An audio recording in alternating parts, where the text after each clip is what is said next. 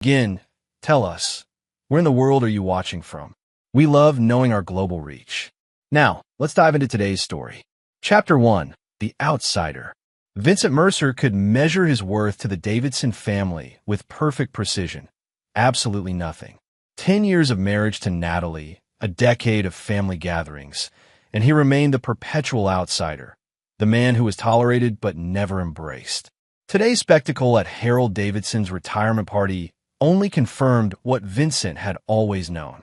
The banquet hall buzzed with conversation and laughter, crystal glasses clinked, and the smell of expensive cuisine filled the air. Harold Davidson had spared no expense to celebrate his 40 years in construction, building Davidson Enterprises from nothing into a regional powerhouse. Vincent sat quietly at the family table, observing. The Davidsons operated like a private club, old money wrapping itself around new influence, protecting their own with fierce loyalty. Next to him, Natalie sparkled in her designer dress, laughing with her cousins, barely acknowledging his presence. Their marriage had been cooling for months, but appearances needed to be maintained. If I could have everyone's attention, Harold's booming voice called out. The room fell silent as the patriarch stood, gray hair perfectly coiffed, command in his posture. Today marks the end of an era, but the beginning of a legacy. Vincent studied the man who had never hidden his disappointment that his only daughter had married a self-made contractor rather than one of the polished trust fund candidates he'd preferred.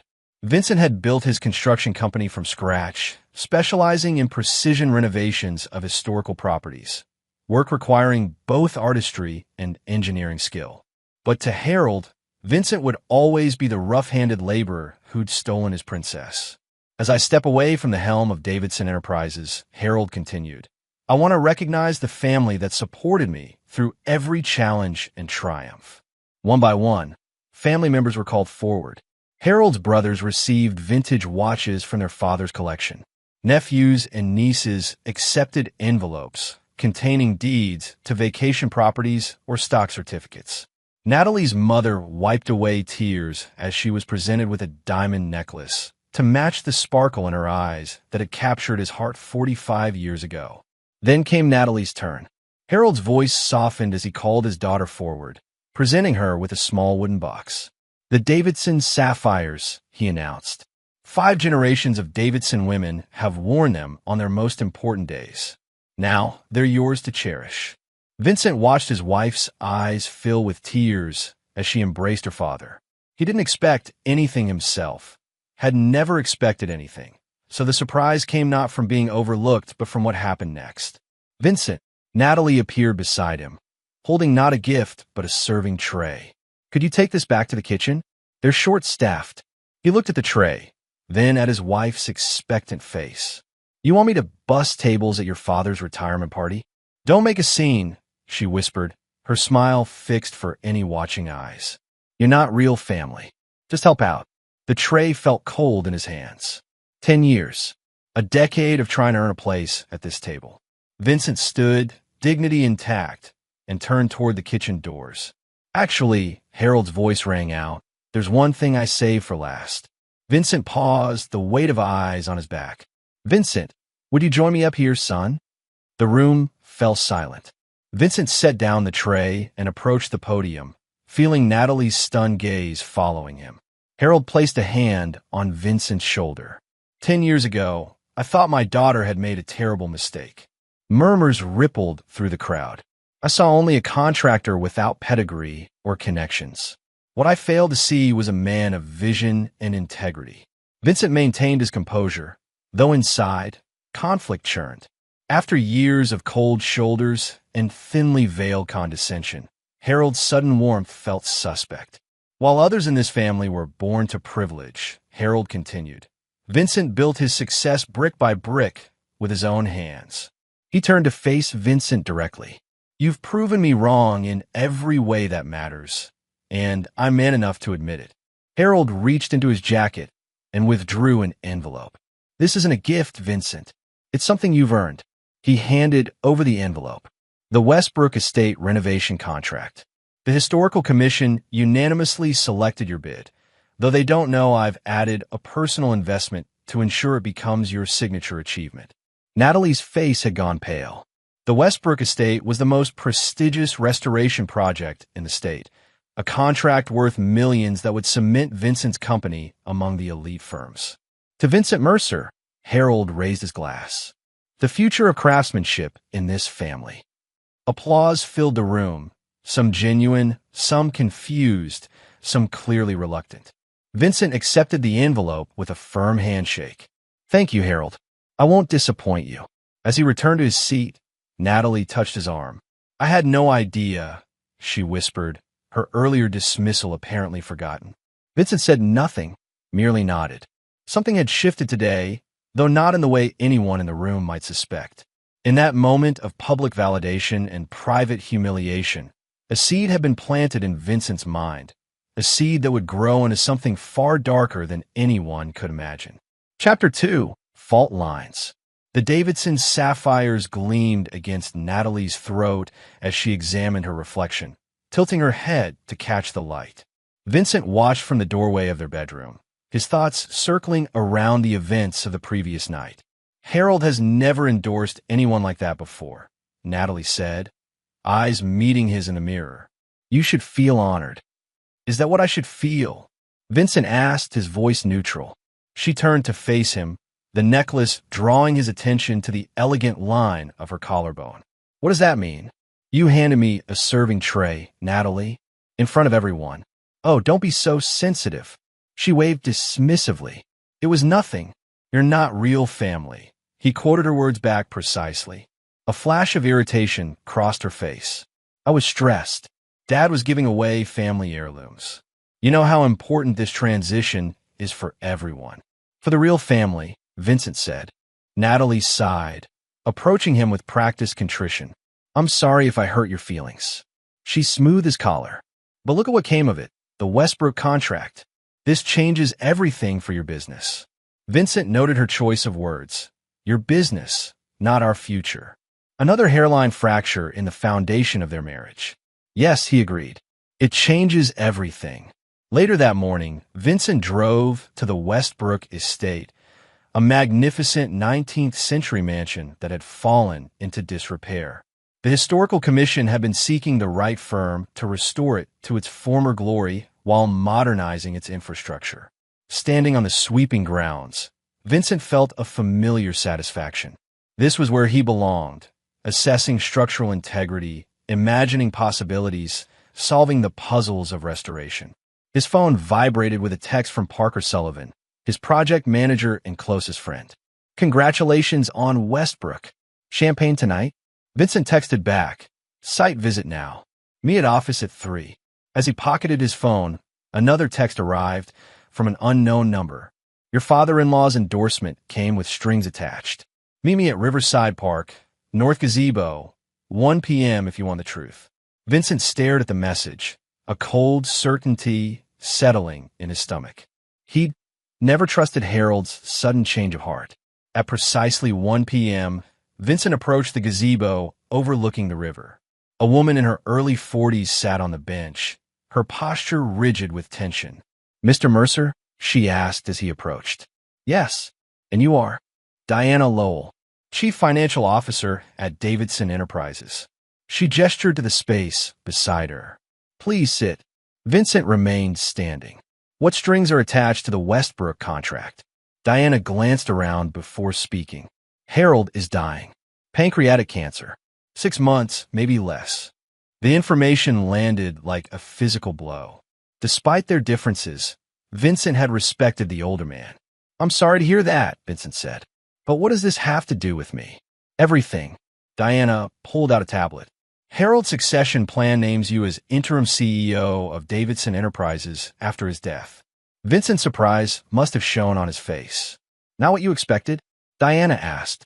"Not even close." "Why not Natalie or one of his nephews?" Diana's expression tightened. "Because Davidson Enterprises is in trouble. Serious trouble." She swiped through several documents on her tablet. "The company has been losing money for years. Harold's been covering it with personal funds and increasingly risky loans. When he dies, those loans come due. And he wants me to clean up his mess? He wants you to take the fall." Diana's eyes met his. Think about it. The outsider who suddenly gains control, then mismanages the company into bankruptcy. Meanwhile, the family assets will have been quietly transferred to a new holding company, one in which you have no stake. Vincent processed this, his expression revealing nothing. Why are you telling me this, Diana? Because I've worked for this company for 15 years. I've built my reputation on honest accounting, and I'm not going to prison for fraud. She handed him a flash drive. Everything's here. The shell companies, the diverted funds, the loan structures. Harold may be dying, but he's orchestrating one final con to protect the family fortune. And my wife? What's her role in this? Diana hesitated. Natalie has been on the board for 5 years, Mr. Mercer. She signs the quarterly reports. She knows. The pieces clicked into place. Natalie's increasing emotional distance, her sudden interest in company meetings, the late nights she claimed were spent with friends. There's more, Diana said quietly. About Natalie and Dominic Foster. Who's Dominic Foster? Harold's nephew, his sister's son. He joined the company 3 years ago as legal counsel. Diana couldn't meet his eyes. They've been close. Vincent felt something shift inside him. Not pain, but a cold, clarifying anger. How close? I've said enough. Diana stood. What you do with this information is your choice, Mr. Mercer. But be careful. The Davidsons protect their own. After Diana left, Vincent sat alone in the gazebo, turning the flash drive over in his hands. The foundation of his life, his marriage, his business relationships, his future plans, had just revealed its fatal flaws. Like any master builder, Vincent knew that when a foundation couldn't be repaired, the only option was to demolish and rebuild. His phone buzzed again. Natalie, dinner with Dad tonight. He wants to discuss the transition. Wear the blue suit. Vincent texted back a simple confirmation, his mind already mapping a different sort of transition, one that would leave nothing of his old life standing. Chapter 3. Hidden Chambers. The Anderson project had been Vincent's first major restoration, a Victorian-era home with hidden rooms and passageways that had tested his ingenuity. Now, sitting in his home office while Natalie prepared for their dinner with Harold, Vincent applied those same skills to unraveling the hidden structures of his marriage. Diana Lowell's flash drive had revealed a labyrinth of financial deceptions, accounts in the Cayman Islands, falsified profit reports, and systematic looting of the company's pension fund. But Vincent was more interested in the personal communications folder. Emails between Natalie and Dominic Foster dating back 2 years painted an intimate picture of betrayal. Hotel receipts, plans coordinated around Vincent's business trips, discussions of their future together once the situation was resolved. Vincent felt strangely calm as he read through their exchanges. The man he had been a week ago might have felt devastated. That man was gone now, replaced by someone colder and more calculating. His phone rang. Parker Sullivan. I've got the initial assessment for Westbrook, Parker said when Vincent answered. But there's something off about the contract terms. The payment schedule's unusual. In what way? Vincent asked, though he already suspected the answer. Major payments backloaded, with your company fronting most of the expenses. If anything goes wrong mid-project, you'd be exposed financially. As designed, Vincent murmured. What? Nothing. Listen, Parker, I need you to do something for me. Quietly. Of course. What's going on, Vince? I'll explain everything soon. But right now, I need you to transfer the Anderson documentation to a secure server. All of it, especially the technical specs for the security system. Silence on the line. Parker had helped design that system, a state-of-the-art setup that allowed the homeowner to monitor and control every aspect of the property remotely. Vince, that's proprietary client information. We can't just. It's for a similar installation, Vincent interrupted. I'll handle the permissions. Just give me those files. After ending the call, Vincent opened his personal safe and removed a small black notebook, his contingency plan journal. For years, he documented potential business threats and their countermeasures, a habit that had saved his company more than once. Now, he began a new entry. Threat, Davidson family conspiracy to destroy my company and reputation players. Harold, Natalie, Dominic Foster, unknown others timeline. Accelerated due to Harold's illness. Verify medical records, vulnerabilities, control of information, legal exposure, emotional manipulation assets, advanced knowledge, technical skills, liquid reserves and separate accounts, the Anderson system. Vincent closed the notebook as Natalie appeared in the doorway, stunning in a deep blue dress that complemented her eyes. "You're not dressed," she observed. "We need to leave in 20 minutes. "I'll be ready," Vincent assured her. "Just finalizing some notes on Westbrook." She smiled, coming to perch on his desk. "Dad's really excited about your involvement. He's been telling everyone how visionary you are." "That's quite a change from not real family," Vincent remarked. Natalie's smile faltered. "Are you still upset about that?" "I told you I was sorry." "No, not upset." Vincent stood and kissed her forehead. "Just adapting to my new position." "Well, adapt into your suit," she teased, patting his chest. "Tonight's important." Vincent watched her leave, then turned back to his computer to send one final email before dinner. Its recipient, Diana Lowell. Its content, a proposal she wouldn't be able to refuse. Dinner at Harold's penthouse unfolded like a perfectly orchestrated performance. Crystal gleamed, fine wine flowed, and Harold Davidson held court at the head of the table. Every inch the patriarch, despite the new gauntness in his face that Vincent now recognized as the mark of his illness. "The Westbrook restoration will be the crown jewel of your portfolio," Harold was saying, raising his glass to Vincent. "And just the beginning of our new partnership." "I'm honored by your confidence," Vincent replied, the appropriate amount of gratitude in his voice. "Family supports family," Harold declared. "Isn't that right, Natalie?" Vincent watched his wife nod enthusiastically, the Davidson sapphires catching the light at her throat. Beside her sat Dominic Foster, introduced as Harold's legal advisor for the evening. Foster was younger than Vincent had expected, perhaps 35, with the polished good looks of old money and a Harvard law degree. "The succession plan is quite elegant," Foster said, smiling at Vincent with perfect teeth. "Harold has thought of everything." "I'm sure he has," Vincent agreed, returning the smile while noting how Dominic's hand briefly touched Natalie's beneath the table.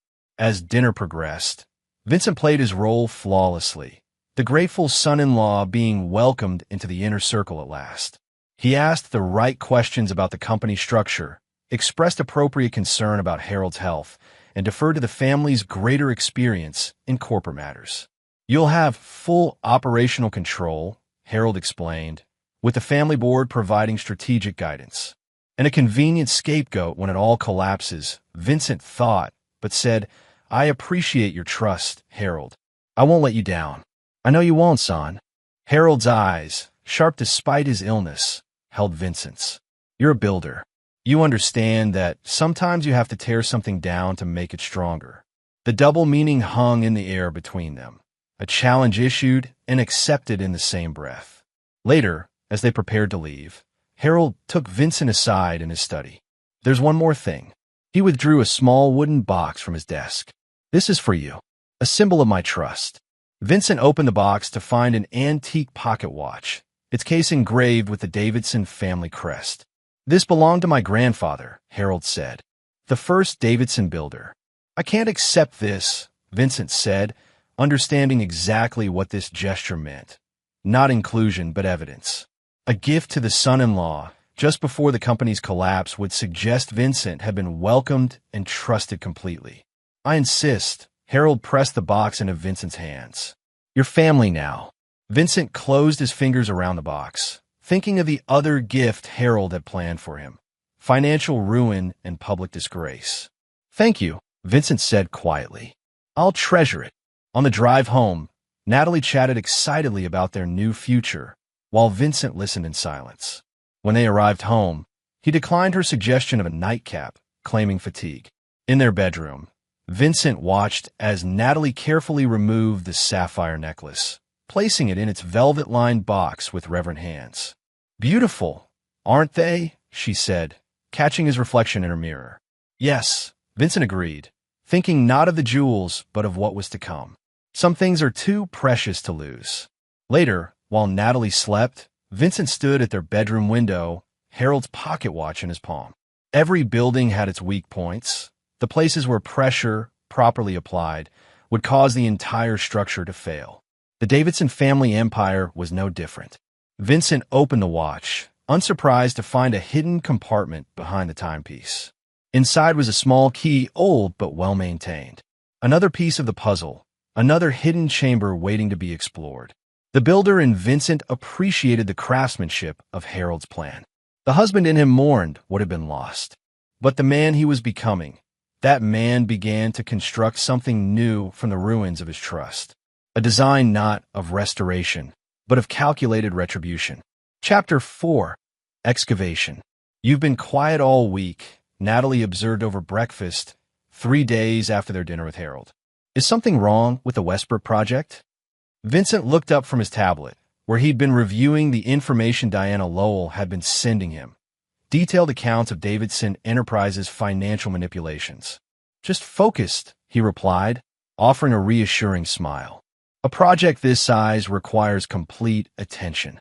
Well, don't forget we have the charity gala tomorrow night, Natalie reminded him. The whole family will be there, plus half the city's business leaders. Dad wants to introduce you as the future of Davidson Enterprises. Vincent nodded. The future of Davidson Enterprises. I wouldn't miss it. After Natalie left for her Pilates class, though Vincent now knew she was meeting Dominic Foster at the Lakeside Hotel, he drove to the offices of Mercer Restoration. The company he'd built from nothing occupied 3 floors of a renovated warehouse downtown. Its exposed brick walls and reclaimed timber beams a testament to his philosophy of honoring the past while building for the future. Parker Sullivan was waiting in Vincent's office, concern etched on his features. At 45, Parker had been with Vincent since the beginning, a structural engineer whose brilliance was matched only by his loyalty. I've secured those Anderson files you asked for, Parker said without preamble. Now will you tell me what's going on? You've been different since the retirement party. Vincent closed his office door. What I'm about to tell you involves serious legal risks. If you want to walk away after hearing it, I'll understand. Parker's expression hardened. 10 years, Vince. Have I ever walked away? For the next hour, Vincent laid out everything. Harold's terminal illness, the company's impending collapse, Natalie's affair with Dominic, and the plan to make Vincent the fall guy for decades of corporate malfeasance. Parker listened in stunned silence, then let out a low whistle. Jesus, Vince. What are you going to do? Not what they expect, Vincent replied, unlocking a drawer in his desk and removing his contingency journal. I'm going to expose the fraud, but not as their scapegoat, as the person who discovered and reported it. But if you do that, Davidson Enterprises will collapse, yes, and the family will lose everything. Vincent's voice remained calm, detached, including their control over my future. And Natalie? Vincent's expression didn't change. My wife made her choice when she decided to betray me, both personally and professionally. This isn't like you, Vince, Parker said quietly.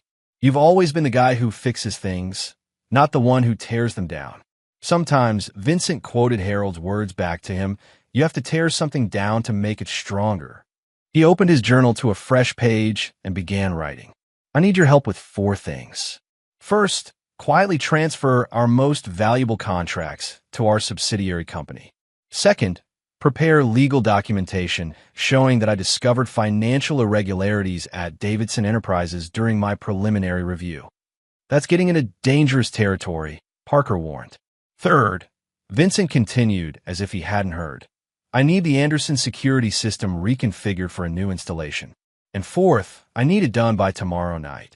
Parker stared at him. The gala? What are you planning? Vincent closed his journal. Justice, Parker. Nothing more or less than what they deserve. That afternoon, Vincent visited the Westbrook estate again, this time with a different purpose. While the historical commissioner guided him through the property, pointing out architectural features that needed preservation, Vincent was cataloging hiding places, sight lines, and potential security vulnerabilities. The original owner was quite paranoid, the commissioner explained as they entered a wood-paneled study. This room contains 3 hidden compartments that we know of. Vincent examined the intricate woodwork, identifying the subtle pressure points that would reveal the hidden spaces. Fascinating craftsmanship. We've been hesitant to modernize this room too much, the commissioner continued. The historical integrity will be maintained completely, Vincent assured him. In fact, I'd like to preserve these security features as a demonstration of period technology. Later, alone in the study, Vincent examined the antique key from Harold's pocket watch. The craftsmanship matched the era of the house. Not a coincidence, he was certain. After trying several of the hidden compartments, the key finally fit into an almost invisible keyhole behind a bookshelf. The compartment contained a single document, a deed to the Westbrook estate itself, dated 1892, bearing the name Davidson. Of course, Vincent murmured, photographing the document. It wasn't just any house. Harold wasn't merely offering Vincent a prestigious restoration contract. He was asking him to restore the original Davidson family home, lost generations ago and now reacquired. The symbolism would have been poetic if it weren't so manipulative. That evening, Vincent received a text from Diana Lowell. Foster moved up the timeline. Transfer papers being prepared for your signature after the gala announcement. Full dossier on his activities in your secure email. Vincent thanked her, then opened the encrypted email on a dedicated laptop. The dossier revealed that Dominic Foster had orchestrated similar schemes at 2 previous companies, joining as trusted legal counsel, identifying a potential scapegoat, then managing the controlled implosion while protecting key assets. A pattern, then, not personal malice against Vincent specifically, but a calculated strategy that had worked before. The knowledge should have been comforting, but instead, it hardened Vincent's resolve. He would not be another name on Foster's list of victims. He sent a brief response to Diana, tomorrow night. Be ready. When Natalie returned home that evening, flushed and apologetic about her extended lunch with friends, Vincent greeted her with a tender kiss. I've been thinking, he said, stroking her hair. You were right. I've been distant this week. Relief flooded her features. You have been. I was worried. The pressure of the Westbrook project, your father's announcement tomorrow, it's a lot to process. He took her hands in his. But I'm grateful, Natalie, for everything. Guilt flickered briefly in her eyes. What brought this on? Perspective, Vincent said simply. Tomorrow night is a new beginning for us. I want us to enter it with nothing but honesty between us. Honesty, she repeated, not meeting his gaze. Is there anything you want to tell me? Vincent asked gently. Anything at all? For a moment, it seemed she might confess. Her lips parted, her breathing quickened. Then she shook her head. No, nothing. Vincent nodded, accepting her choice. Then let's enjoy tonight. I've made reservations at Antonio's, your favorite. Over dinner, Vincent was the attentive husband they both pretended he had always been. He asked about her day, complimented her dress, and shared amusing anecdotes from the Westbrook site visit.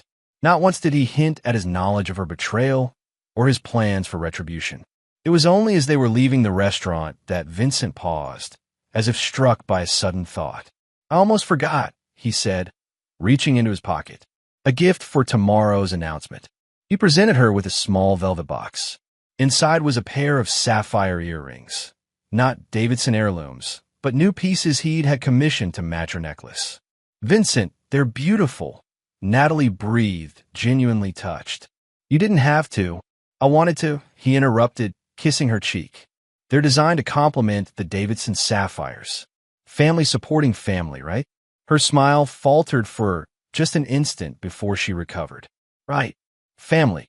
That night, lying beside his sleeping wife, Vincent finalized the details of his plan. Every contingency accounted for, every reaction anticipated.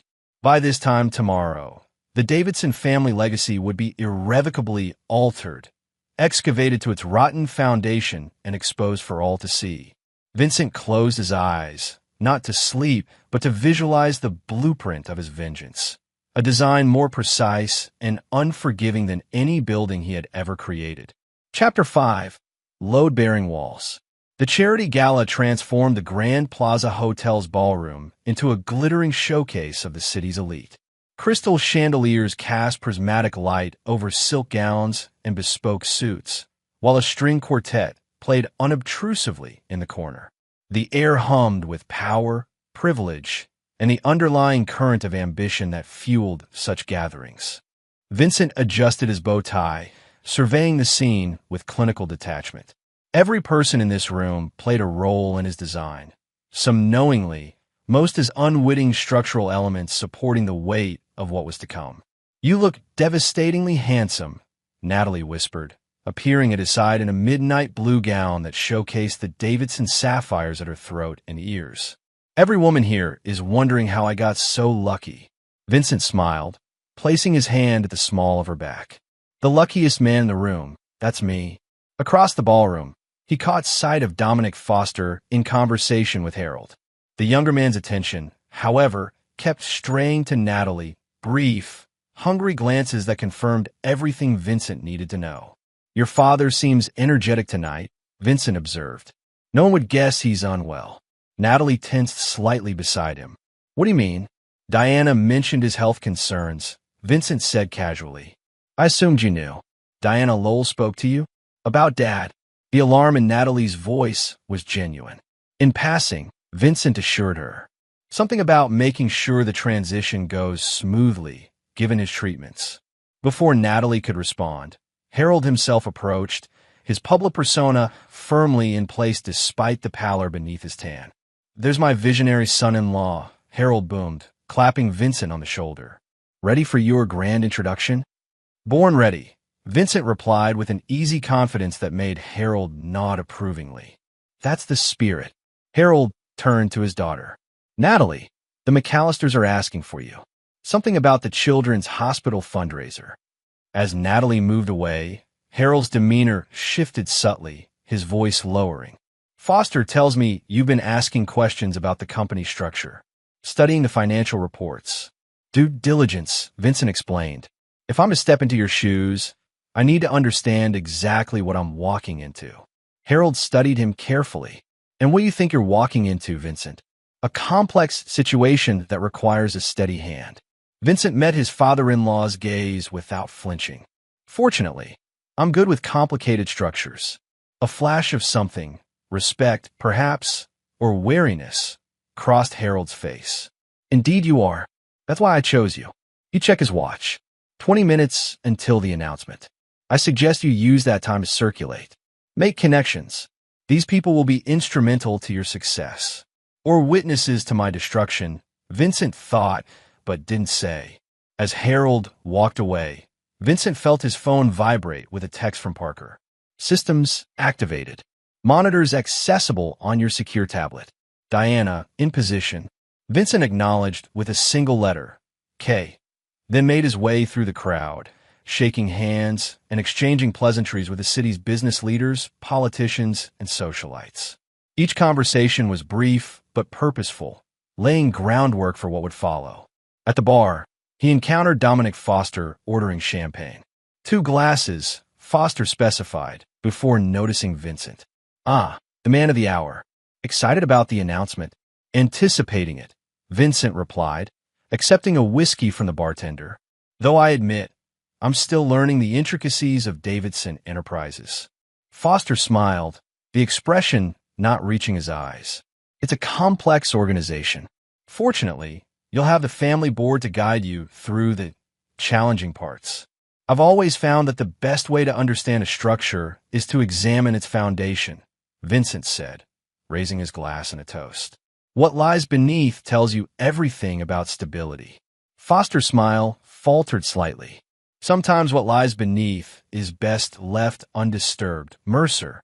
"Perhaps," Vincent conceded, "but I've built my career on knowing exactly where to look for hidden weaknesses." The two men regarded each other with newfound clarity, opponents recognizing the opening moves of a chess match already in progress. "Enjoy your moment in the spotlight," Foster said finally, taking both champagne glasses. "I've prepared quite an introduction for you." As Foster walked away, Vincent checked his secure tablet. The surveillance system he had installed, modeled after the Anderson design, but significantly enhanced, was functioning perfectly. Split-screen displays showed Harold's private office at the hotel, where Foster had just entered, setting down the champagne glasses and removing a folder from his briefcase. Another screen showed Natalie in conversation with the mayor's wife, her body language relaxed but her eyes constantly scanning the room.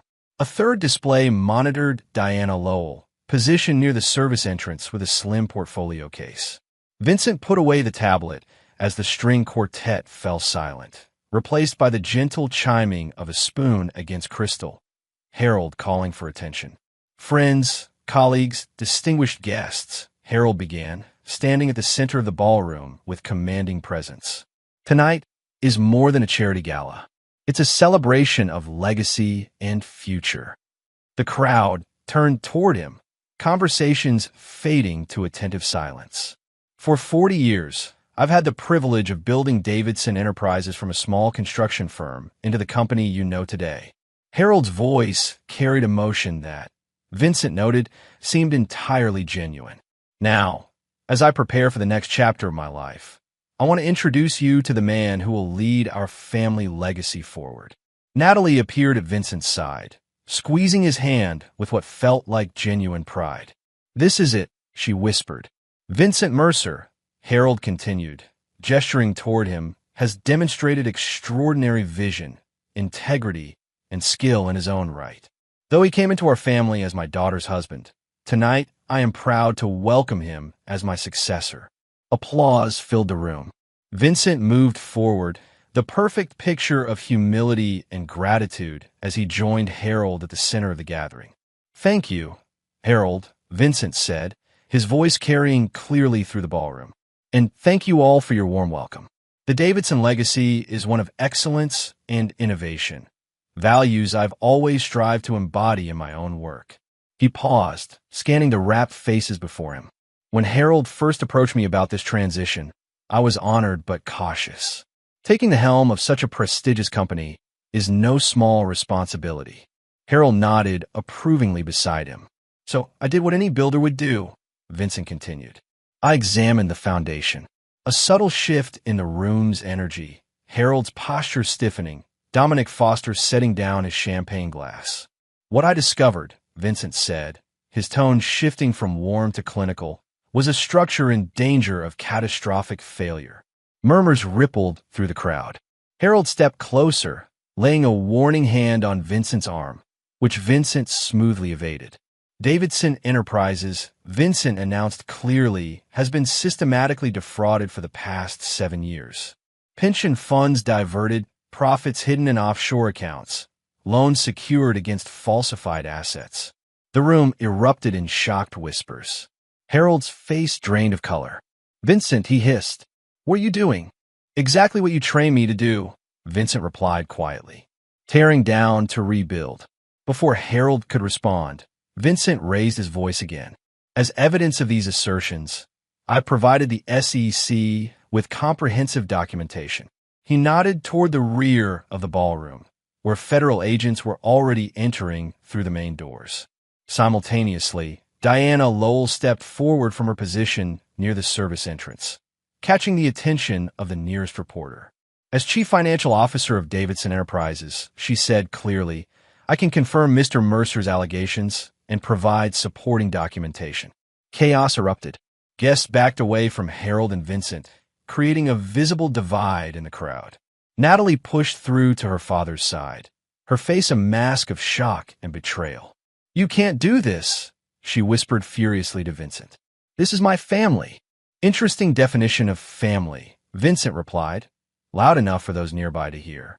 "Does it include your lover, Dominic? Or just the people whose money you were planning to protect while I took the fall for your father's crimes?" Natalie's face went white. "You know, everything," Vincent confirmed. "Every email, every hotel receipt, every conference call planning my professional execution."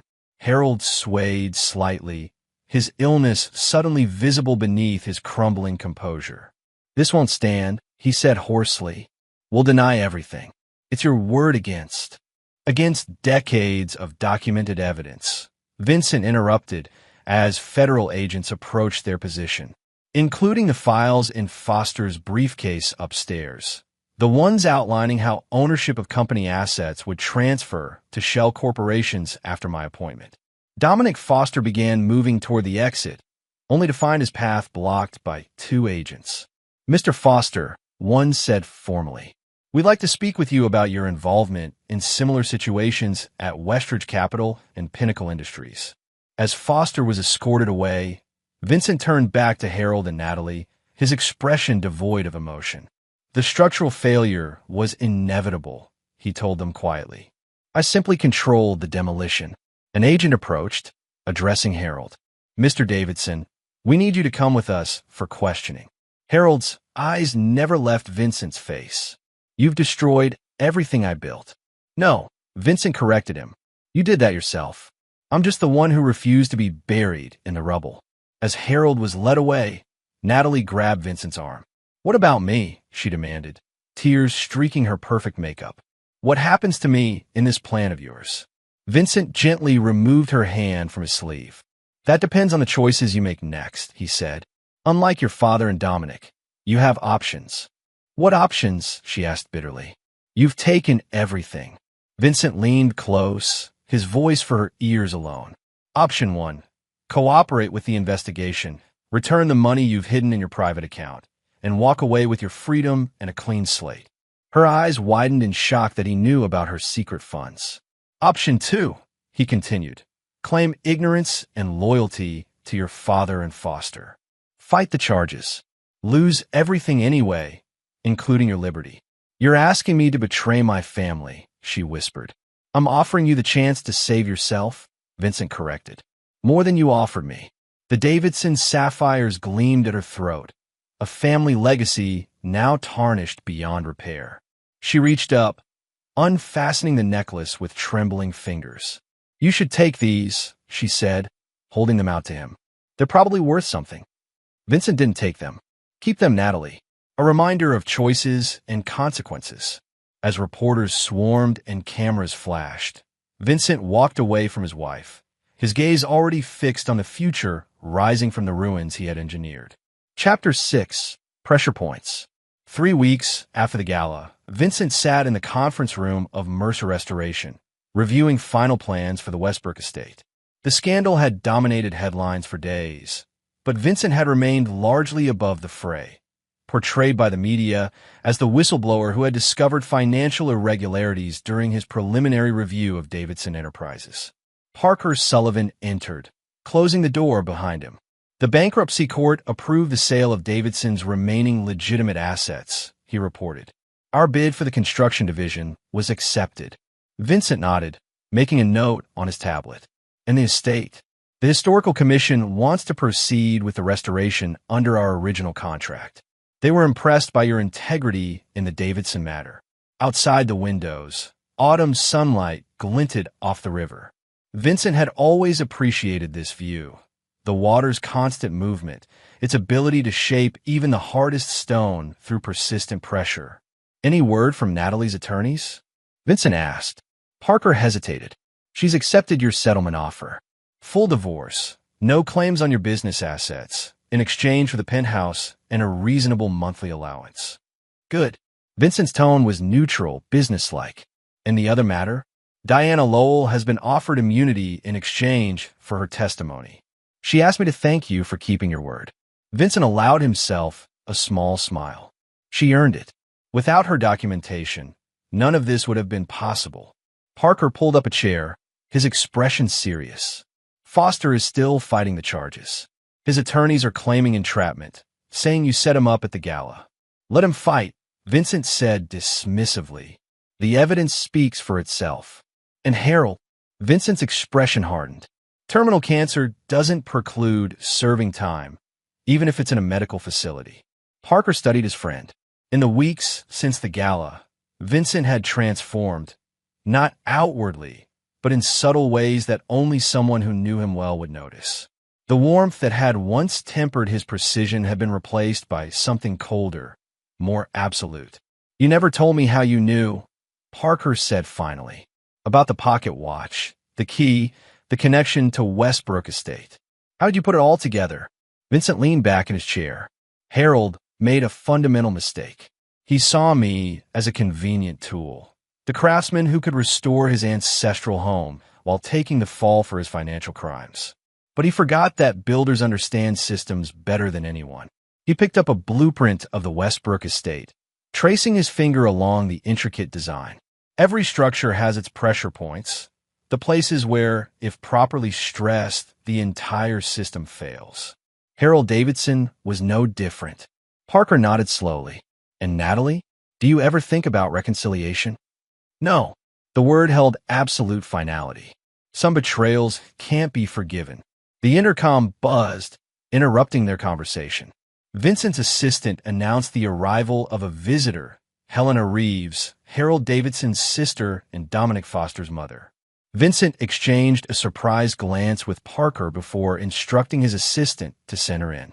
Helena Reeves entered the conference room with the confident stride of someone accustomed to power. At 65, she remained striking. Silver hair swept into an elegant chignon, posture military straight, eyes sharp with intelligence and purpose.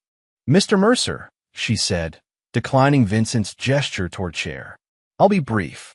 You've dismantled my brother's company, destroyed my son's legal career, and humiliated our family name." "Your family did that themselves, Mrs. Reeves," Vincent replied calmly. "I merely exposed the truth." Her eyes flashed with anger. "The truth? Let me tell you about truth, Mr. Mercer.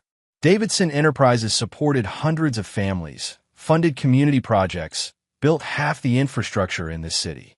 Now those employees are jobless, those projects abandoned.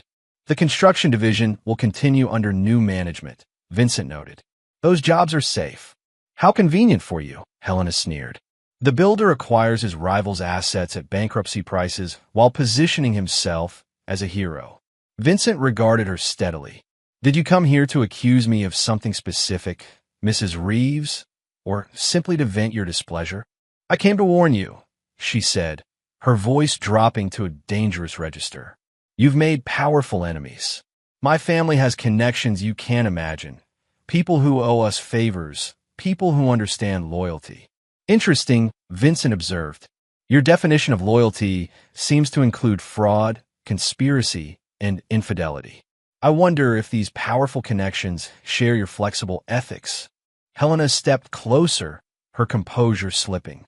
"My nephew-in-law was supposed to be the fall guy in a necessary business restructuring. Instead, you become the architect of our destruction.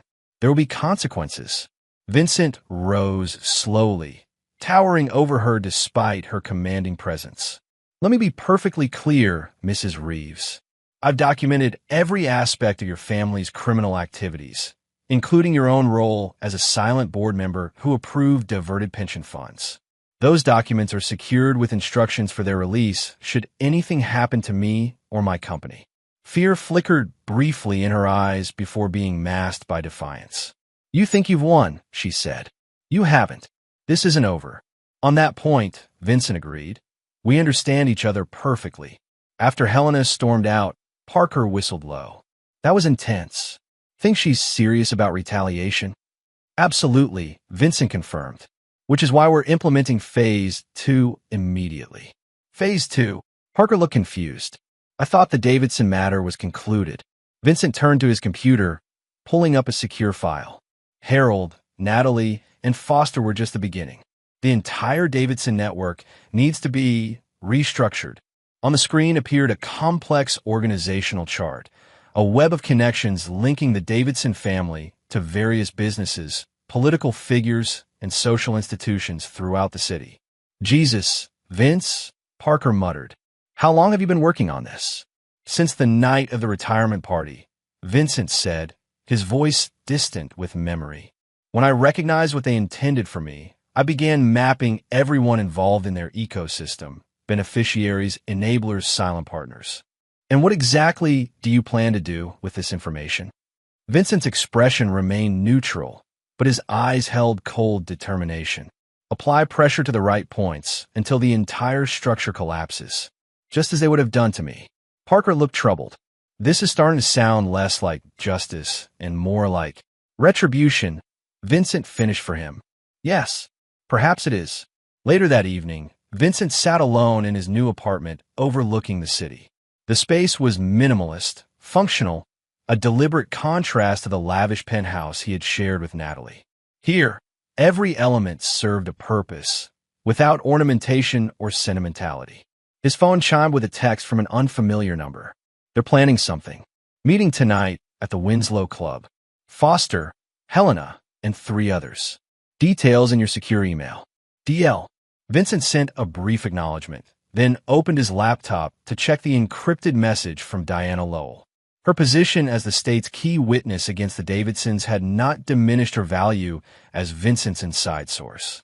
If anything, her visibility now protected her from retaliation while giving her access to information others might conceal.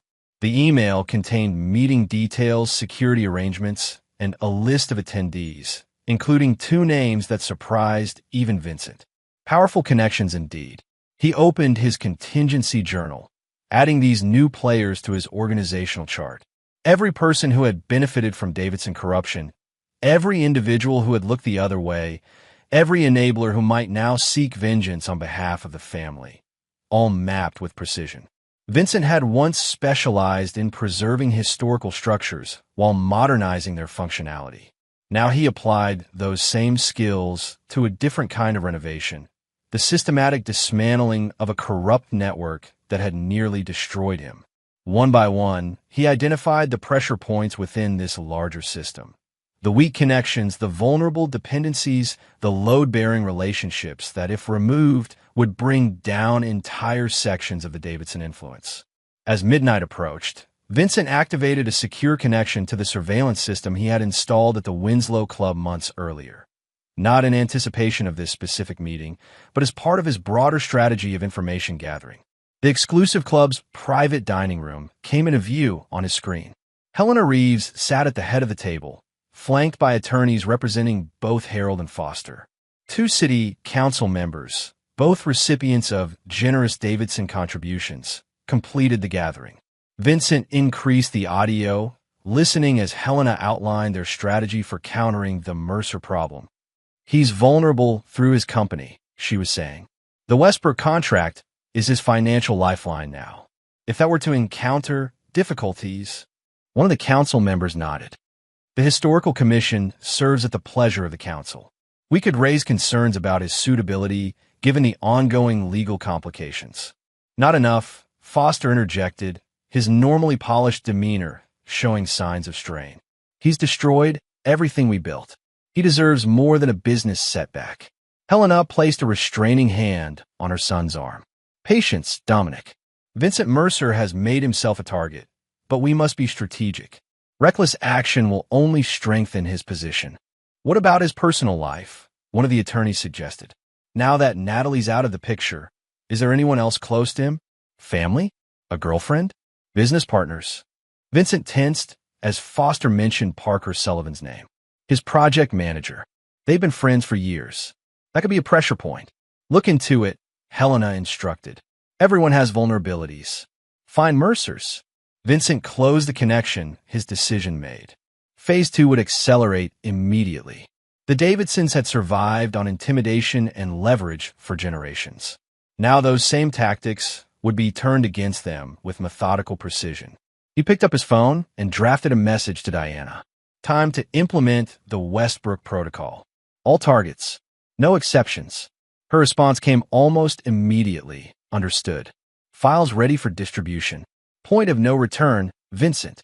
Are you certain? Vincent thought of Natalie's words at the retirement party. You're not real family. He thought of the serving tray in his hands, the weight of a decade's humiliation. He thought of Harold's calculated plan to build him up only to destroy him. He thought of Foster and Natalie planning their future together while orchestrating his downfall. His reply was simple. Proceed. Chapter 7. Controlled Collapse. 6 months after the gala, Vincent stood in the newly restored grand ballroom of the Westbrook estate. Sunlight streamed through the meticulously refurbished stained glass windows, casting prismatic patterns across marble floors that had been hidden beneath decades of neglect. The restoration was nearly complete. a triumph of craftsmanship that had already earned national recognition in architectural circles. The Historical Commission is ecstatic, Parker said, joining him by the central fireplace. They're talking about special recognition at next month's Preservation Awards. Vincent nodded, studying the intricate woodwork his team had painstakingly recreated from fragmented remains and faded photographs. The Davidson craftsmanship deserved to be preserved, whatever the family's later sins. Parker glanced at him carefully. Speaking of the Davidsons, have you heard the latest? About Harold's compassionate release? Yes. Vincent's expression remained neutral. Terminal illness has its privileges even in the justice system. Not just that, Parker said, lowering his voice despite the empty room. Helena Reeves was indicted this morning. Tax evasion, wire fraud, conspiracy. The whole package. A faint smile touched Vincent's lips. Interesting timing. Interesting source material, Parker corrected. The evidence package came from anonymous digital drops, exactly like the ones that brought down City Councilman Weber last month, and Judge Harrington the month before that.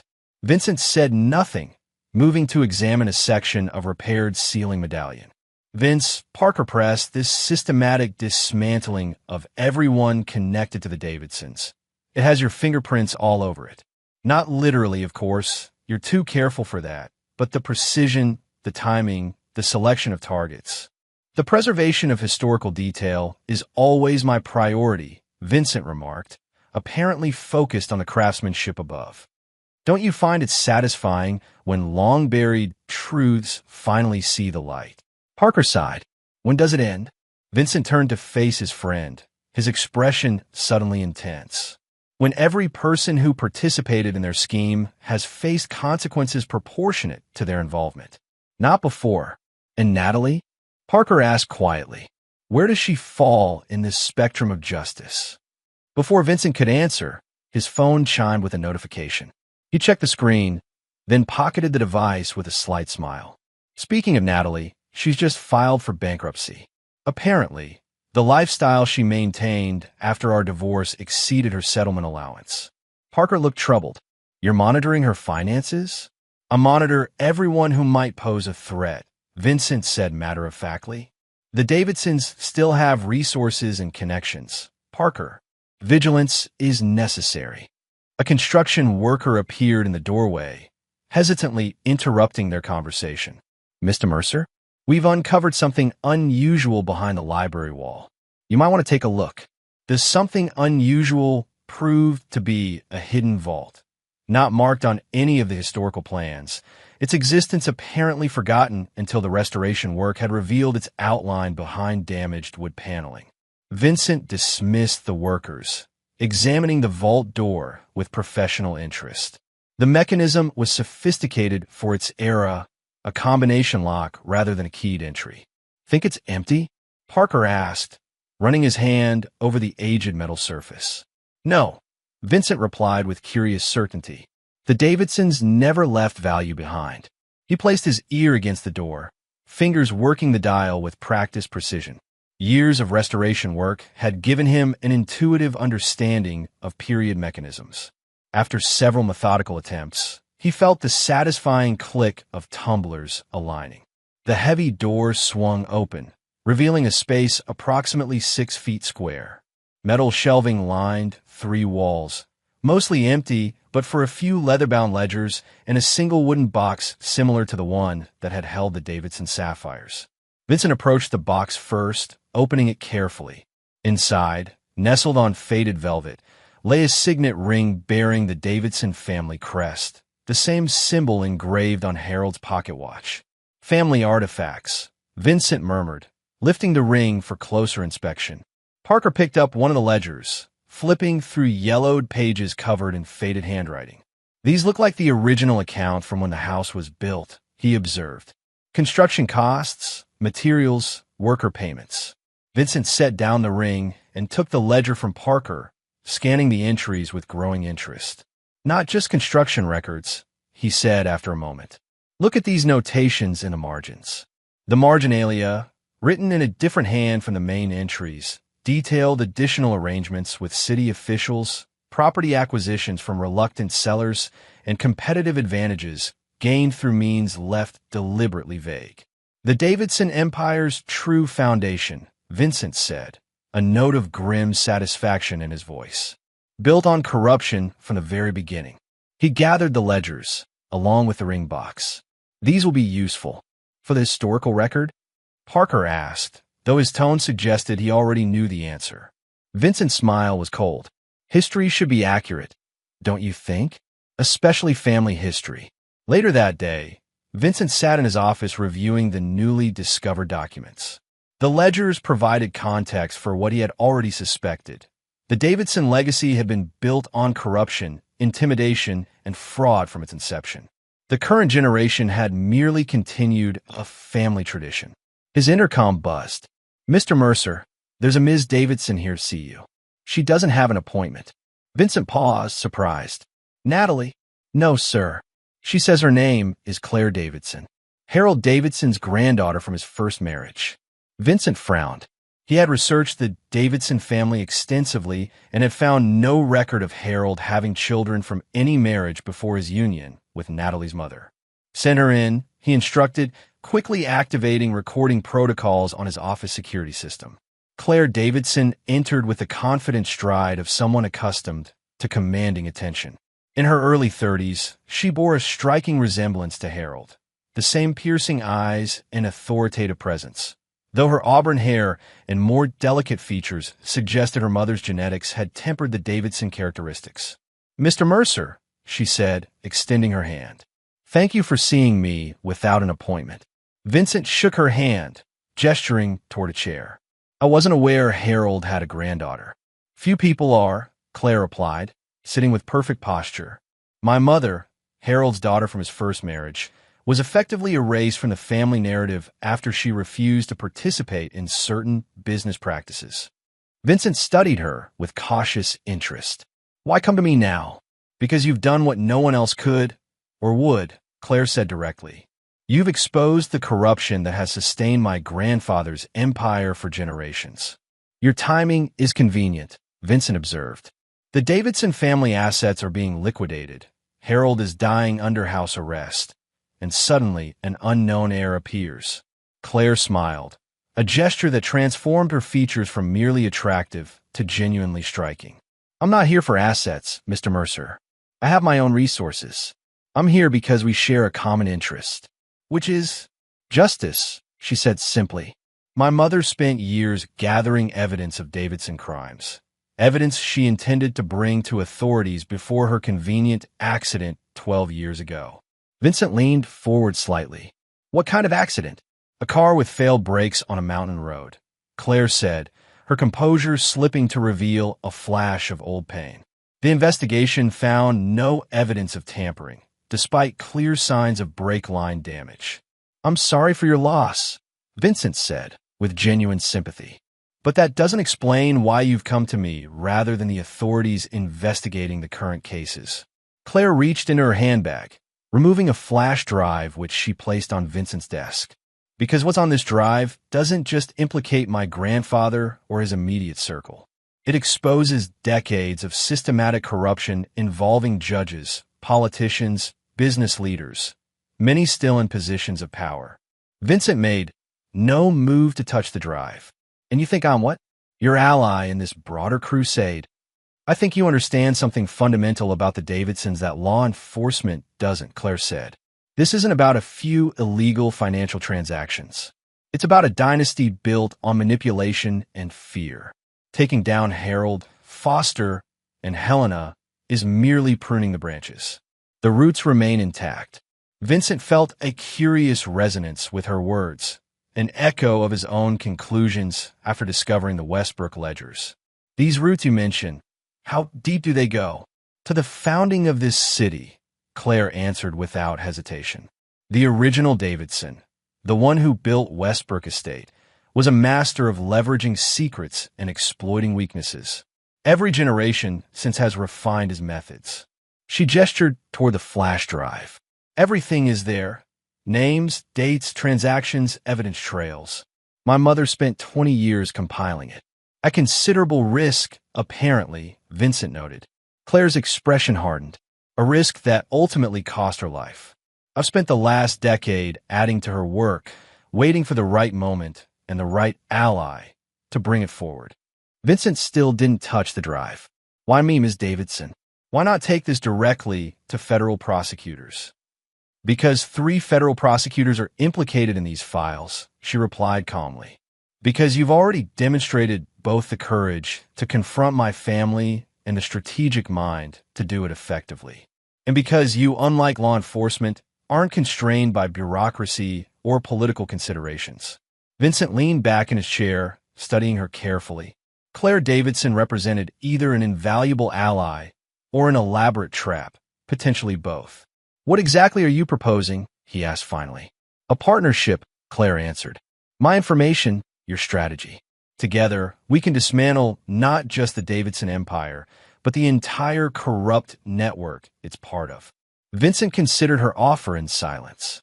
The systematic dismantling he had been orchestrating was already more extensive than anyone outside his inner circle realized. Claire's resources could accelerate the process significantly if she was genuine. I'll need to verify your information, he said at last, picking up the flash drive. And your identity. Claire nodded, seemingly unsurprised. I expected nothing less. You'll find DNA test results on the drive, confirming my relationship to Harold. As for the rest, she smiled again, that transformative expression that momentarily softened her intensity. I think you'll find the evidence speaks for itself. After she left, Vincent inserted the flash drive into a secure, isolated computer system specifically designed for evaluating potentially compromised data. The contents were even more extensive than Claire had suggested. Thousands of documents, photographs, audio recordings, and financial records dating back nearly 50 years.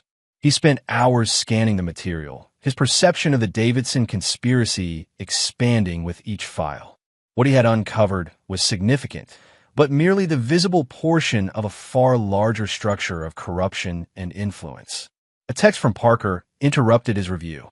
Just got word. Dominic Foster has accepted a plea deal. Reduced sentence in exchange for testimony against former clients. Names are sealed, but sources say they include major political figures. Vincent sent a brief acknowledgement, then returned to Claire's files with renewed focus. Foster's plea deal aligned perfectly with patterns emerging from the historical evidence. The Davidsons had always maintained escape routes, always preserved leverage against allies who might become liabilities. By midnight, Vincent had reached a decision. He composed 2 messages. The first to Diana Lowell. Need comprehensive background check on Claire Davidson, claiming to be Harold's granddaughter from first marriage. Priority Alpha. The second to Claire herself. Preliminary review complete. Meet tomorrow, 10 a.m., Westbrook Estate Library. Come alone. Her response was immediate. I'll be there. And Mr. Mercer? Thank you for your consideration. Vincent closed the secure system and walked to the windows of his office. The city spread before him, lights gleaming against the night sky like stars fallen to earth. Somewhere in that glittering landscape, Harold Davidson was spending his final days under house arrest, his empire crumbling around him. Vincent remembered the retirement party that had set everything in motion. The tray in his hands, Natalie's casual cruelty, the weight of years of subtle humiliations. Then Harold's surprising endorsement, the contract that was meant to be both bait and trap. You're not real family, Natalie had said. She had been right, though not in the way she intended. Vincent was not a Davidson by blood or marriage, a fact for which he was increasingly grateful as the true nature of the family legacy came into focus. Tomorrow's meeting with Claire would either cement a powerful alliance or reveal a sophisticated countermove in the ongoing chess match with what remained of the Davidson influence. Either way, Vincent would be prepared. The demolition he had begun with surgical precision was approaching its final phases. What would rise from the cleared ground remained to be seen. Chapter 8. Foundation Stones. Westbrook Estate stood silent in the morning light, its restored facade gleaming like a vision from another century. Vincent waited in the library, where ornate bookshelves now held period-appropriate volumes and reproduction artifacts. The hidden vault had been preserved as a historical feature, its door currently standing open to reveal the empty interior. The ledgers and ring box safely secured in Vincent's personal safe. The restoration was 2 weeks from completion, every detail executed according to Vincent's exacting standards. The irony wasn't lost on him. He had restored the Davidson ancestral home to its original glory, even as he systematically dismantled the family's power and reputation. Claire Davidson arrived precisely at 10, dressed in a tailored charcoal suit that conveyed serious professionalism rather than fashion consciousness. She carried a slim leather portfolio, but no purse or other accessories. "You've done remarkable work here," she observed, taking in the library's meticulously restored details. "It's exactly as my mother described it from her childhood visits." Vincent gestured toward a seating area where coffee service had been arranged on an antique table. "You've verified my restoration. Now I need to verify your information." Claire took a seat, crossing her legs with practiced elegance. "What have you concluded so far?" "That either you're exactly who you claim to be," Vincent replied, pouring coffee for them both, "or you're executing an elaborate deception orchestrated by what remains of the Davidson inner circle." "A fair assessment," Claire acknowledged, accepting the coffee without drinking it. "Have you received confirmation of my DNA test results?" "I have. They appear legitimate, though such things can be manipulated." Claire smiled slightly. "You're very thorough, Mr. Mercer. My mother would have approved." "Tell me about her," Vincent said, watching Claire's expressions carefully. "Elizabeth Davidson, Harold's daughter from his marriage to Catherine Sellers, 1966 to 1971. If Claire was surprised by his knowledge of these details, she didn't show it. "My mother was the great disappointment of Harold's life, a Davidson with a conscience. She recognized early the corruption at the heart of the family business and refused to participate, which resulted in her effective erasure from family history," Vincent noted. "More than erasure," Claire corrected. "Active suppression. Harold used his influence to block her career opportunities, sabotage her relationships, and eventually drive her into a kind of exile. She changed her name, moved across the country, and built a new life for herself and me. Yet maintained her investigation into family activities," Vincent observed. "It became her life's work," Claire confirmed. "A detailed accounting of Davidson crimes across 3 generations." Vincent studied her over the rim of his coffee cup. "Revenge is a powerful motivator." "Justice is more powerful," Claire countered, "and more sustainable. A subtle distinction in practice," Vincent remarked. Claire set down her untouched coffee. "Not so subtle, Mr. Mercer. Revenge seeks personal satisfaction through another's suffering. Justice seeks balance, appropriate consequences for harmful actions." "And which are you pursuing, Ms. Davidson?" "Both," she admitted frankly. "I want personal satisfaction from seeing my grandfather's corrupt empire dismantled. But more importantly, I want the systemic corruption he fostered exposed and excised." Vincent nodded, appreciating her honesty. "That's essentially what Diana Lowell told me about you." Claire tensed slightly. "You've spoken with Diana about me?" "I have extensive resources for verification," Vincent said mildly. "Diana confirmed your mother's existence, your relationship, and your history of investigating the family." "I see." Claire relaxed marginally. "And what else has your verification revealed?" Vincent leaned forward. "That you've been strategic about your timing. You could have brought forward your evidence years ago, but you waited until I had already initiated the Davidson downfall." "I waited until success was possible," Claire corrected. "Previous attempts to expose the family were systematically neutralized. Your approach succeeded where others failed because you understood something essential about the Davidsons, which is that they're builders at heart," Claire said. "Every generation has understood structural integrity, load-bearing elements, pressure points. You fought them on their own terms, architecturally." Vincent felt an unexpected sense of connection with this woman who articulated so clearly what had been his intuitive approach. "There's something you should see," he said, standing. He led her to a concealed panel beside the fireplace, pressing a hidden mechanism that caused the panel to slide silently open, revealing a small alcove. "Another vault?"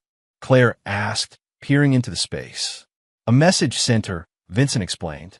The original Davidson used this to leave instructions for associates.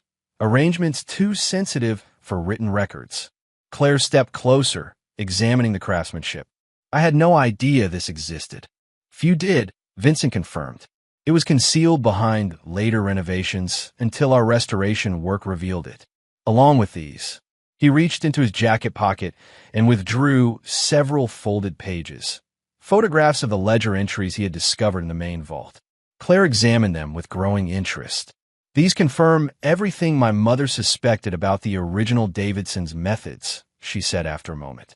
The foundation of coercion and manipulation was laid with the house itself. Which brings us to our potential partnership, Vincent said, taking the pages back. You have historical evidence. I have current leverage and strategic position. Together, we could indeed dismantle the entire corrupt network stemming from your family's influence. But you have concerns, Claire intuited. One primary concern, Vincent acknowledged.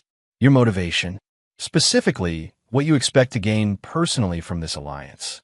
Claire's expression turned contemplative. A reasonable question. I have no interest in Davidson assets or influence. My professional life as an investigative journalist is quite separate from my family history. A journalist? Vincent raised an eyebrow. That wasn't in your background check. I use a professional pseudonym, Claire explained. Alexandra Winters. Perhaps you've read my exposés on corporate fraud in the healthcare industry. Vincent had indeed read those pieces. Meticulously researched investigations that had led to regulatory overhauls and several high-profile prosecutions. Impressive work, but it doesn't answer my question about personal gain. Claire met his gaze directly. What I gain is completion, closure, the fulfillment of my mother's final wish, to see justice served not just on Harold, but on the entire corrupt system he perpetuated. Vincent considered this, noting the emotion that briefly surfaced in her otherwise composed demeanor. And afterward, once this mission is accomplished, I continue my work, she said simply. There's no shortage of corruption in need of exposure. Vincent made his decision. I propose a limited partnership focused on specific targets drawn from your evidence and my ongoing investigations. We coordinate but operate independently where possible. Maintaining deniability, Claire nodded. Prudent. Essential, Vincent corrected. Some of the methods I've employed fall into legal gray areas. I wouldn't want to compromise your journalistic integrity. A hint of amusement touched Claire's features. How considerate. But I should warn you, Mr. Mercer, my own methods aren't always strictly conventional. They spent the next 2 hours comparing notes, aligning targets, and establishing secure communication protocols. Claire's evidence complemented Vincent's ongoing operations with remarkable synergy, filling gaps in his understanding of the broader Davidson network while providing historical context for current patterns of influence. There's one name missing from your target list, Claire noted as they concluded their strategy session. Natalie. Vincent's expression revealed nothing. She's lost everything of value to her: social position, financial security, future prospects. The bankruptcy filing was merely the public acknowledgement of what was already reality. That's surprisingly merciful, Claire observed, given her role in the plan to destroy you. Not mercy, Vincent corrected. Calculation. Natalie's suffering is more complete in her current state than it would be through any additional action I might take. Claire studied him with newfound interest. You've left her alive but irrelevant. A fate worse than financial ruin for someone whose identity was built on status and appearance. Precisely. And Dominic Foster? His plea deal seems rather fortunate given his central role. His cooperation was necessary to reach higher value targets, Vincent explained. And his reduced sentence still encompasses significant prison time, followed by disbarment and financial penalties that will ensure he never regains his previous position. Claire nodded thoughtfully. You're more strategic than vindictive. That's unexpected. Effectiveness requires clarity, Vincent said. Emotion clouds judgment. Yet this entire campaign began with a profound emotional injury, Claire pointed out. At my grandfather's retirement party. Vincent didn't deny it. The emotional catalyst launched a strategic response. The injury revealed the threat, which necessitated my countermeasures. Their conversation was interrupted by a call from Parker Sullivan. Vincent excused himself to take it privately. "Vince," Parker sounded tense. "We have a situation. Harold Davidson was found dead this morning." Vincent absorbed this news with measured reaction. Natural causes? That's the official statement. But the timing is suspicious. He was scheduled to give additional testimony tomorrow regarding political connections. Location? His home. Under house arrest, remember? But here's the thing. The security monitoring system experienced a technical glitch for approximately 40 minutes last night. When it came back online, the surveillance showed Harold apparently sleeping. He was found unresponsive by his nurse this morning. Vincent processed this information quickly. Who had access to his residence? "That's where it gets interesting," Parker replied. "Natalie visited yesterday afternoon, stayed for 2 hours, left visibly upset, according to the security detail." "Interesting indeed," Vincent murmured. "Keep me updated on any developments." "And Parker?" "Increase our own security protocols immediately." When Vincent returned to the library, Claire was examining the architectural plans for Westbrook Estate displayed on one wall. "My grandfather is dead," she said without turning around. "I just received notification." Vincent studied her posture, looking for signs of distress or relief. "How do you feel about that?" "Complicated," Claire admitted, finally facing him. "The man was a monster in many ways, yet still my blood. I've spent so long pursuing justice for his crimes that I never considered how I'd feel when he was actually gone." "Justice outlives its targets," Vincent observed. "His death doesn't end our work." Claire nodded, composing herself. "If anything, it makes it more urgent. Without Harold as the central figure, the remaining network will reconfigure itself. Adapt, possibly become more dangerous." "My thoughts exactly," Vincent agreed. "We should accelerate our timeline." As they refined their strategy in light of this development, Vincent found himself increasingly impressed by Claire's analytical abilities and strategic insight. She approached the dismantling of corrupt networks with the same architectural precision he valued in restoration work, identifying key structural elements, planning their removal in the optimal sequence, anticipating the resulting stresses, and compensating accordingly. By late afternoon, they had established a comprehensive action plan targeting the remaining Davidson network. Judges who had ruled favorably on family matters, politicians who had facilitated zoning exceptions and regulatory waivers, business partners who had laundered influence and profits through seemingly legitimate enterprises. "One final question," Claire said as they concluded.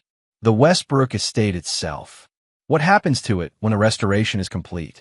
"It becomes a historical museum and educational center," Vincent explained. "The deed has been transferred to a nonprofit preservation trust." Claire smiled with genuine pleasure. "Perfect. The house that corruption built transformed into a monument to historical transparency." As she gathered her materials to leave, Vincent made a decision. "Claire, there's something else you should see." He led her to his vehicle, driving them to a secure storage facility on the outskirts of the city. Inside a climate-controlled unit, dozens of carefully labeled boxes contained organized evidence, the physical manifestation of Vincent's methodical dismantling of the Davidson empire. "This is," Claire breathed, taking in the scope of his collection. "Insurance," Vincent said simply, "and legacy. Everything here is duplicated in secure digital storage with Deadman protocols. If anything happens to me, the entire archive is automatically distributed to law enforcement agencies, journalists, and regulatory bodies." Claire turned to him, understanding dawning in her eyes. "You never intended to stop with Harold and his immediate circle." "No," Vincent confirmed. "From the moment I understood the true scope of their activities, I committed to complete demolition." "Why show me this now?" Vincent regarded her steadily. "Because if we're truly partners in this, you deserve to know exactly what you're part of. And because if anything does happen to me, someone needs to ensure the protocols execute properly." Claire nodded slowly, the weight of this trust evident in her expression. "Thank you. I won't disappoint you." As they drove back to the city, Vincent received another call from Parker, this time with news that crystallized the next phase of their campaign. The medical examiner is ruling Harold's death as suspicious, Parker reported. Possible poisoning. And Natalie has disappeared.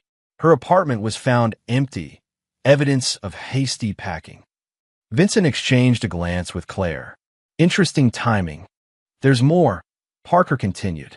Helena Reeves is claiming that Harold's death nullifies certain evidence agreements, as he can no longer testify to authenticate key documents. A predictable legal maneuver, Vincent noted. Unlikely to succeed, but it will cause delays. After ending the call, he brought Claire up to speed on these developments. Natalie fleeing suggests foreknowledge, Claire observed, either of Harold's death or of something equally damaging about to emerge. Either way, Vincent replied, it changes our immediate priorities. That evening, having established their partnership and initial strategy, Vincent returned to his apartment to find an unexpected delivery, a small package with no return address. Inside was the Davidson signet ring he had discovered in the Westbrook vault, along with a handwritten note. The prodigal son takes his rightful place. Welcome to the family, Vincent. N. Vincent studied the ring, turning it in the light to examine the intricate crest. Then, with deliberate finality, he placed it in a small evidence bag, labeled it meticulously, and added it to his growing archive of Davidson crimes and manipulation. Natalie's message was clear. She saw his methodical dismantling of her family's empire not as destruction, but as succession. In her mind, Vincent had become a Davidson in all but name, employing their own tactics against them with a skill that perversely earned her respect. She couldn't have miscalculated more completely. Vincent wasn't becoming a Davidson. He was ensuring that what the Davidsons represented would be systematically eradicated, not just their wealth and influence, but the entire corrupt foundation they had established across generations. He sent a brief text to Claire. Phase 1 complete. Phase 2 begins tomorrow. Be ready. Her response came moments later. Ready and committed. No mercy, no exceptions. Vincent smiled faintly at the echo of his own uncompromising philosophy. Perhaps she was more like him than he had initially recognized, determined, methodical, and absolutely unwilling to forgive those who had caused irreparable harm. The demolition was entering its final phase. What would rise from the cleared ground was becoming clearer. Not a new empire built on the corrupt foundation of the old, but something fundamentally different. A structure of accountability, transparency, and justice that would make the corruption of the past impossible to rebuild. Chapter 9. The Final Beam. 1 year to the day after Harold Davidson's retirement party, Vincent stood alone on the terrace of the fully restored Westbrook estate.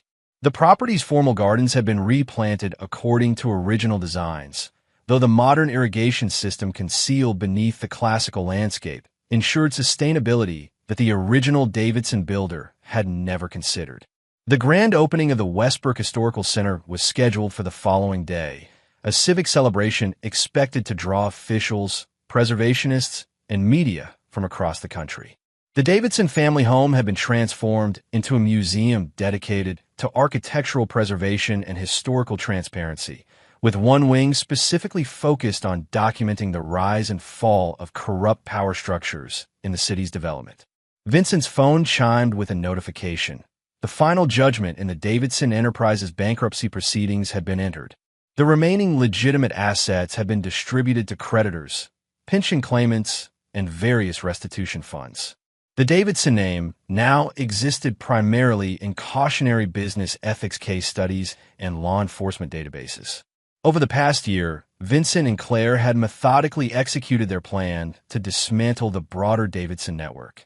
27 indictments, 15 convictions, 9 plea agreements, 3 judicial resignations, and 2 regulatory overhauls later, the corrupt ecosystem that had sustained Davidson influence for generations had been comprehensively dismantled. Claire had published a series of explosive investigative articles under her Alexandra Winters byline, documenting the historical pattern of corruption with evidence so irrefutable that even the most powerful figures implicated had been unable to evade consequences. Her work had earned national recognition. including a prestigious journalism award. Vincent had maintained his more shadowed role, providing evidence and strategic direction while focusing publicly on the Westbrook restoration and the continued growth of Mercer Restoration, which had become the region's premier historical preservation firm. "I thought I'd find you here." Claire's voice interrupted his thoughts as she joined him on the terrace. "Contemplating your masterpiece." Vincent turned to greet her. Over the past year, their professional partnership had evolved into something more complex. Not quite friendship, but a deep mutual respect founded on shared purpose and complementary methods. "Considering symmetry," he corrected. "1 year ago today, I stood in a different ballroom, holding a serving tray while your grandfather prepared to sacrifice me for family preservation." Claire nodded, understanding the significance. "And tomorrow, the world celebrates your restoration of the physical Davidson legacy, while the family itself has been consigned to history's cautionary chapters." "Poetic justice," Vincent agreed. "Speaking of justice," Claire said, her tone shifting to business, "I received confirmation that Natalie has been located in Argentina. Local authorities are cooperating with the extradition request." Vincent absorbed this information with characteristically measured reaction. Following Harold's death, eventually ruled as poisoning by sophisticated means, Natalie had disappeared with remaining liquid assets from several hidden accounts. International warrants had been issued, but she had managed to elude authorities until now. "And Foster?" Vincent asked. "Still cooperating from federal custody," Claire confirmed. "His testimony in the Westridge case was particularly effective. 3 more indictments expected next week." Vincent nodded, satisfied with the progress. "And Helena?" "Sentencing next month. Her health is failing, but not quickly enough to keep her from significant prison time." They stood in comfortable silence, surveying the grounds of the estate that symbolized both the beginning and end of Davidson influence. "I've been offered a position with a National Investigative Journalism Center," Claire said after a moment, "leading a team focused on systematic corruption in infrastructure development." "You should take it," Vincent said without hesitation. "Your work deserves broader platform and resources." Claire studied him with a perceptive gaze that had made her such an effective investigator. "What about you, Vincent? What comes after this?" It was a question he had been considering with increasing frequency. The Davidson Project, as he had come to think of it, had consumed him for over a year. Its approaching completion left an uncertain future. "Mercer Restoration continues," he said.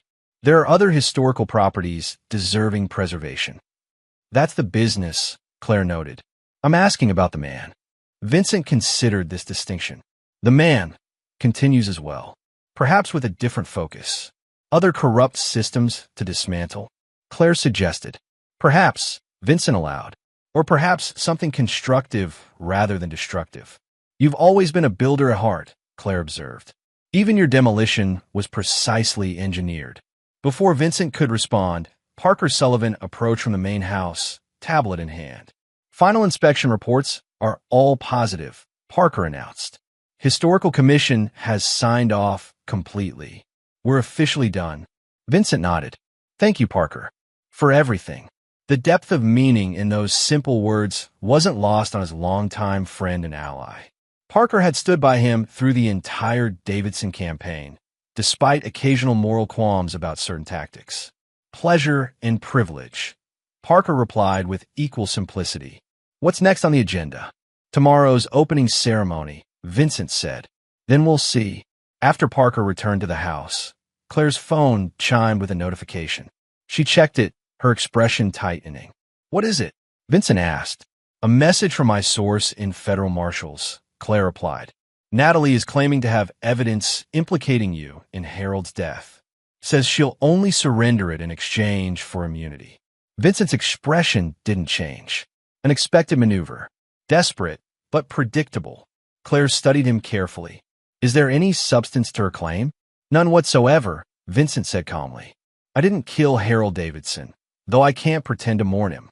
"The timing of his death was remarkably convenient," Claire observed neutrally.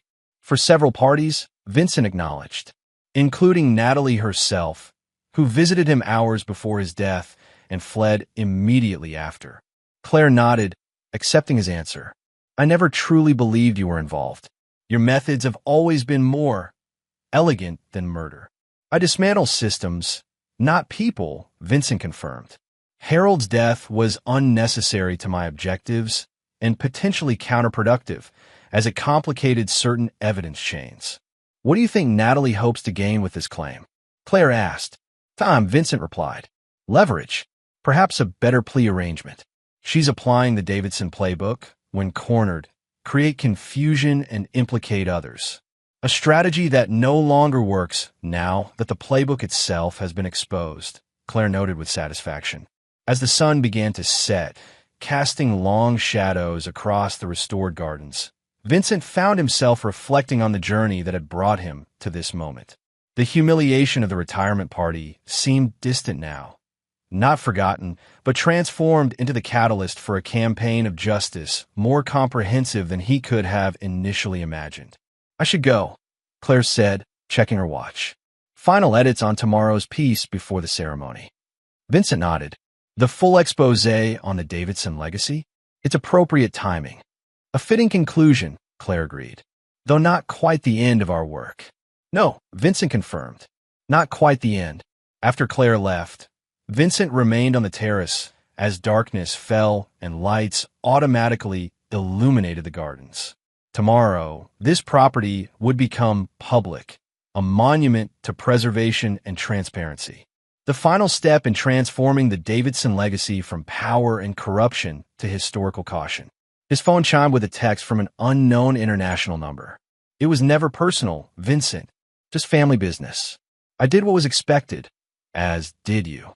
Perhaps we're not so different after all. N. Vincent read the message twice, then deleted it without responding.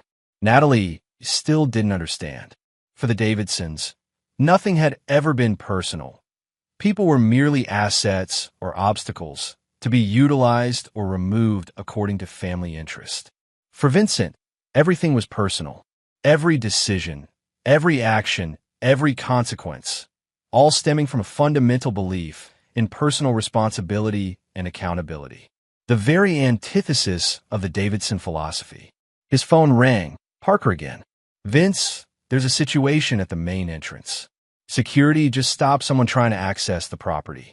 Says she's your daughter. Vincent froze. I don't have a daughter. That's what I told security, Parker confirmed. But she's insistent. Young woman, maybe 20, has documentation supposedly proving relation. Says her name is Sophia Mercer. Vincent's mind raced through possibilities. A Davidson tactic? A desperate attempt by Natalie to create leverage? Or was something else entirely? Bring her to my office, Vincent instructed. Full security protocols. I want to hear what she has to say. 20 minutes later, Vincent studied the young woman seated across from him in the estate's restored library.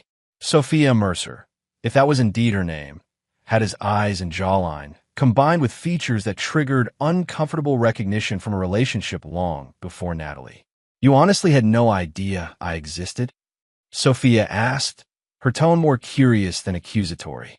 None, Vincent confirmed, still processing the documentation she had provided. Birth certificate, photographs, DNA test results.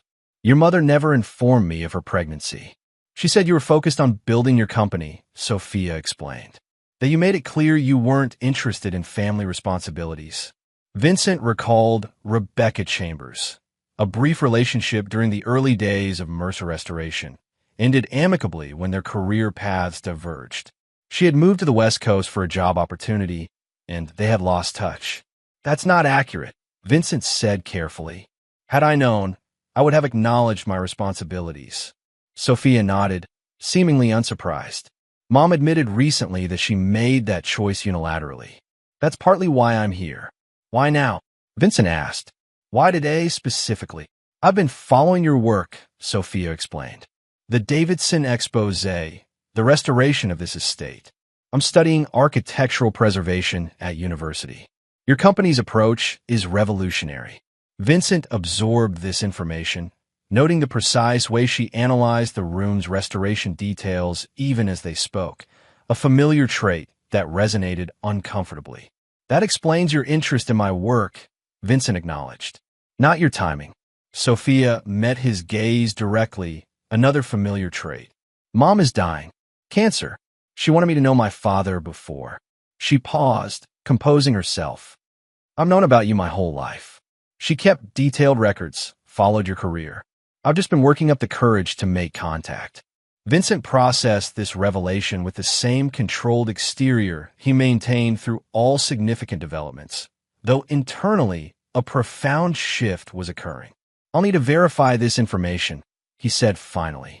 Of course, Sophia agreed readily. I expected nothing less. The conversation continued for another hour. Sophia, describing her upbringing in Seattle, her education, her own interest in historical architecture that had developed independently of any knowledge of her father's specific expertise. Throughout, Vincent observed her mannerisms, her analytical approach to describing complex subjects, her careful emotional containment, all reflecting aspects of himself so precisely that DNA verification seemed almost redundant. After security escorted Sophia to accommodations arranged at a nearby hotel, with promises of continued conversation the following day pending verification, Vincent sat alone in the library, considering this unexpected development. Parker joined him, concern evident in his expression. Initial verification checks support her claims, he reported. Rebecca Chambers exists, worked for Wallace Design until her medical leave 3 months ago. Sophia's educational records match her story. Vincent nodded, processing. Continue comprehensive verification. Discreetly. Of course, Parker agreed. But Vince, she does look like you. Yes, Vincent acknowledged. She does. After Parker left, Vincent returned to the terrace. The restored Davidson estate spread before him in moonlight. The symmetry he had noted earlier had taken on new dimensions. As he completed the dismantling of one family legacy built on corruption and manipulation, the possibility of a genuine family connection had emerged unexpectedly. His phone buzzed with a text from Claire. Final article approved for publication after tomorrow's ceremony. The Davidson chapter closes definitively. What comes next for you? Vincent considered the question, looking out over the grounds of Westbrook Estate, a property built by the original Davidson as a monument to corrupt power, now transformed into a center for historical truth and preservation. The demolition was complete. The foundation had been exposed, the corrupt structure dismantled.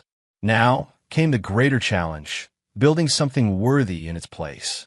His reply to Claire was simple. Something new, something better. As he stood alone under the night sky, Vincent Mercer, builder, destroyer, and now possibly father, allowed himself to contemplate a future not defined by vengeance, but by creation. The final beam of his demolition project would become the first stone of something entirely different. The last gift Harold Davidson had unknowingly given him wasn't the Westbrook contract or the validation at the retirement party. It was the catalyst for complete transformation, the opportunity to dismantle not just the Davidson empire, but the limitations of his own past. Tomorrow, the world would witness the culmination of his vengeful precision. But after that would come something even Harold Davidson could never have anticipated. A legacy built on truth rather than deception, creation rather than destruction, and a foundation strong enough to support generations to come. Vincent smiled faintly at the symmetry of it all, standing exactly 1 year later, no longer an outsider holding a serving tray, but the architect of his own destiny and perhaps, unexpectedly, a family legacy worthy of preservation. And there you have it. Another story comes to an end. What did you think? I'd love to hear your thoughts in the comments below. If you enjoy this story, consider joining our community by subscribing. It means the world to us. For more stories like this one, check out the recommended videos on screen. And I'll see you there.